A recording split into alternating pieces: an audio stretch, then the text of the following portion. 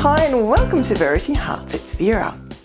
Life throws us an amazing array of experiences, events and circumstances. Some of them are great, some of them not so much. You know, think about it. You might be working somewhere, the organisation goes through a restructure and you find yourself out of a job. The economy goes south, there's a global pandemic. A little closer to home, it might be your partner has a change of heart and your relationship breaks up. You might contract an illness. These things happen. They will continue to happen. They are just part of life. But what I find really interesting is that most people will look at that event and pretty much say, that is the cause of the results in my life. That is the cause of the outcome. But I like Jack Canfield's little equation that he has put together around this. Now, Jack is a renowned author, speaker and trainer. So missing out of that equation, so event equals outcome, there's another piece that we all tend to ignore, and that is response.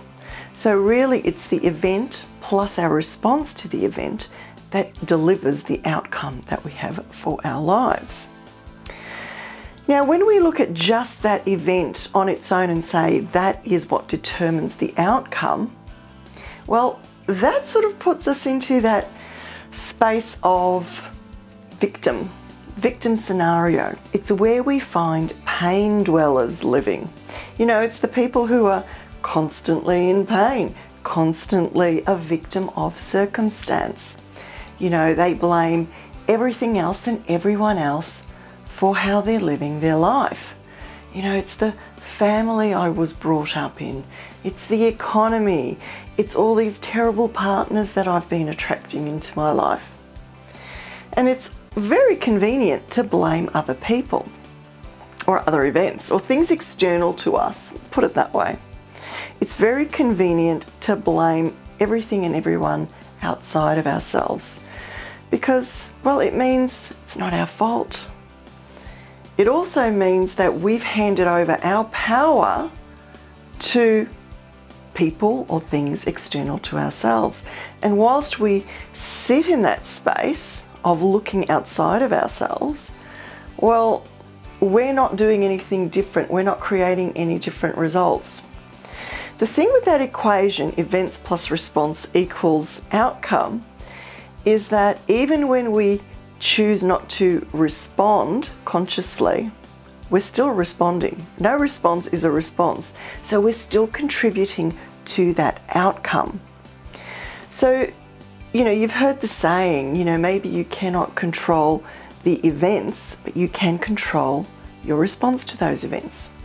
And when you take conscious ownership of your response, what that means is you're taking back control and you're making a conscious influence on what the outcomes will be for your life.